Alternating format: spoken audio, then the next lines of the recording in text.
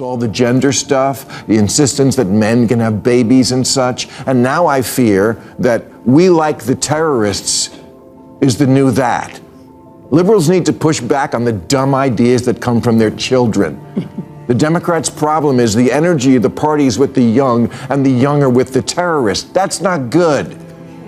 So talk to your children and remind them you don't really want to live like your heroes in Hamas. Bill Maher just took a ruthless swing at young Democrats, and it's as entertaining as it is cutting.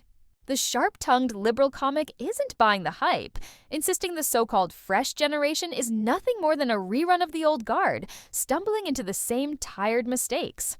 In a blistering monologue, Maher dismantled sacred progressive talking points, shredding the idealism so many cling to.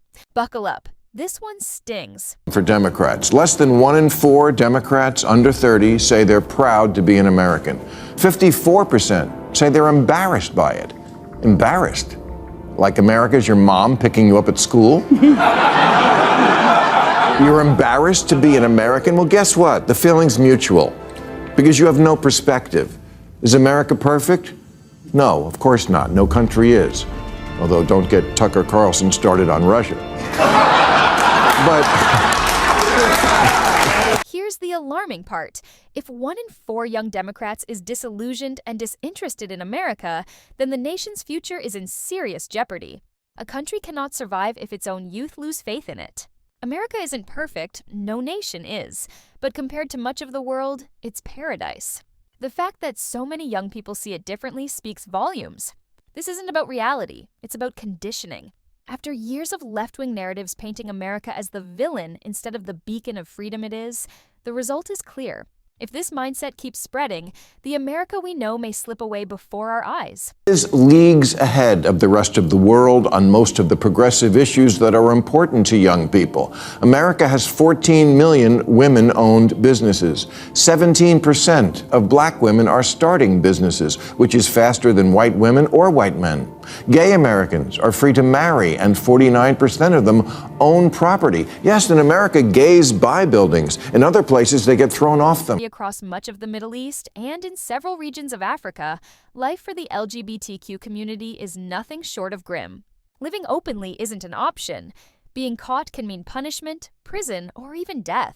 Many are forced into double lives, marrying the opposite sex to avoid suspicion, while meeting their true partners in secrecy.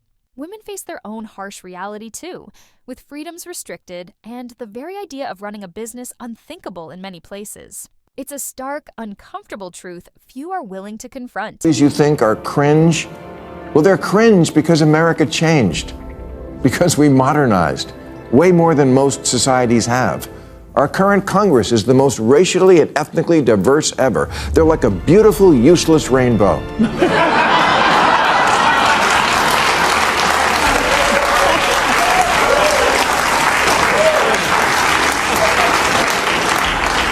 And we proudly live in a land where every TV commercial features a mixed-race couple, including the ones where it makes no sense. Mom's black, dad's white, and the kid's Asian. America has bent over backwards time and time again to accommodate, uplift, and elevate every group within its borders. From the LGBTQ+ community to racial minorities and beyond, every administration, no matter the party, has rolled out initiatives to highlight diversity and inclusion. On paper, it sounds noble, celebrating differences, embracing multiculturalism, and making sure everyone feels recognized. But at what point does bending over backwards start to look like breaking our backbone? Diversity should be about strength, not division. Yet too often, it's wielded as a political weapon, scoring points instead of unifying the nation. Leaders keep parading inclusivity, but the country feels more fractured than ever. Maybe it's time to ask, are these efforts bringing us together or quietly tearing us apart? For Democrats. Their young people, their key constituency, not only don't like their own civilization, they like the wrong one. They actually think Hamas is a liberation movement. They chant for the Houthis. They're chanting, "We will honor our martyrs" at Yale. They're looking for love in all the wrong countries. Someone needs to tell the kids that America is not the society where women basically have no rights, where there's zero freedom of religion and where dissent is punishable by death. Our democracy may be on life support, but We still have elections. They don't. Many of the freedoms Americans casually enjoy are the same rights people in other parts of the world would risk their lives to obtain. The ability to speak freely, worship, or not, without fear, protest against the government, vote, love who you choose, and chase opportunity on your own terms. For millions elsewhere, these are unthinkable luxuries. Yet somehow, a growing number of young Americans act blind to this reality. Instead of valuing what they've inherited, they point fingers and label America the problem. Worse, some even romanticize nations that suppress human rights as if they hold some moral high ground. It's naive. It's dangerous. And if we fail to remind the next generation what makes America exceptional, we risk losing the very freedoms that define us. This year, when an Irish rap group projected onto screens, "Fuck Israel, Free Palestine," got big applause. "Globalize the Intifada" is the catchphrase that's really catching on these days, as if worldwide suicide bombing and cosplaying Islamic revolutionaries is the answer to our problems. It's disheartening to see the causes young Democrats are so eager to throw themselves behind. Many seem more excited to praise foreign ideologies or defend nations that suffocate freedom than to protect the liberties we already enjoy here at home. But let's play along for a moment. Even if we accept their claim that some of these countries are doing better than America, how exactly does that help us? Do they really want us to mimic systems that crush dissent, silence thought, and strip away democracy? Should we toss aside free speech, abandon the Constitution, and model ourselves after nations where people live in fear of their own government? If that's their idea of progress, then it isn't progress at all. It's regression dressed up as virtue. Sanders' rally in Idaho last month, someone threw a Palestinian flag over an American flag, and the crowd erupted in approval. What should have happened after that is one of the adults on stage should have told their young, loyal followers, "This is not a symbol of freedom. This is." Everything young Democrats believe today, their worldview, their slogans, their outrage has been spoon-fed by an older crop of left-wing leaders. Figures like Alexandria Ocasio-Cortez, Ilhan Omar, Gavin Newsom, and others have drilled into them the belief that America is broken, corrupt, and unworthy of pride. Instead of fostering gratitude for living in one of the freest, most prosperous nations in history, these voices encourage them to idolize foreign systems with far fewer rights. The drumbeat is constant: glorify others, vilify America. The result is a generation that mocks patriotism, sneers at the very foundations of the country, and fails to see how this mindset doesn't just poison debate, it chips away at unity and fuels the erosion of national pride. And the Democratic Party keep encouraging and not rebuking the idea that America is cringe and the people who run Gaza are great. The Democrats are doomed. Alyssa Slotkin's right. Liberals are weak and woke, especially the white ones, and they indulge all sorts of nonsense from their kids, a pattern that then continues on in the Democratic Party. I've said it before on this channel, and I'll keep saying it. Today's Democrats are weak and hopelessly woke. They don't stand on principle. They bend under pressure, bowing to every radical demand and pandering to the loudest activist groups. That's not leadership. It's cowardice dressed up as progress. The party has become so consumed with appeasing the far left that it's lost touch with everyday Americans who just want common sense and stability. If Democrats ever found the will to stand up to their own extremists, they might regain credibility.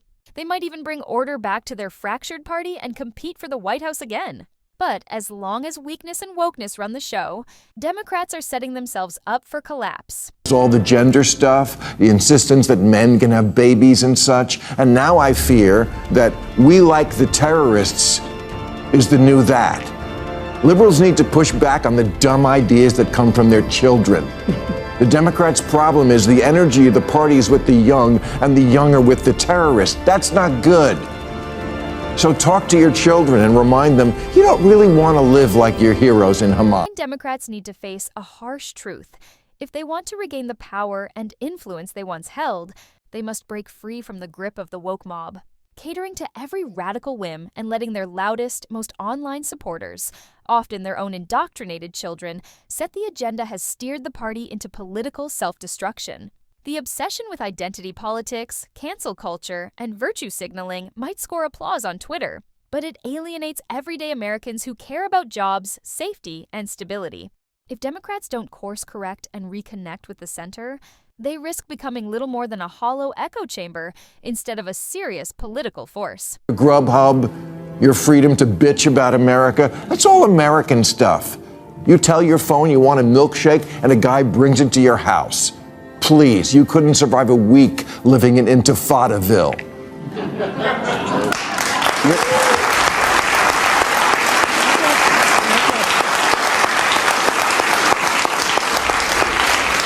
You're like the girl in White Lotus who was going to live in a Buddhist monastery and then lasted one night. Here's the bitter irony. The same young activists waving banners for terrorists and oppressive regimes wouldn't survive a single day under those systems. They scream about justice and resistance from the safety of America, shielded by freedoms they barely appreciate. In reality, they'd crumble the second they faced the brutality, censorship, and oppression of the regimes they idolize, running back to the very liberties they mock today. Playing the radical is easy when you're protected by America's Constitution. Living without those protections is another story. America's greatest threat isn't foreign enemies, it's the disillusioned mindset festering within its own borders. Too many young Democrats idolize regimes that crush freedoms while scorning the liberties they freely enjoy.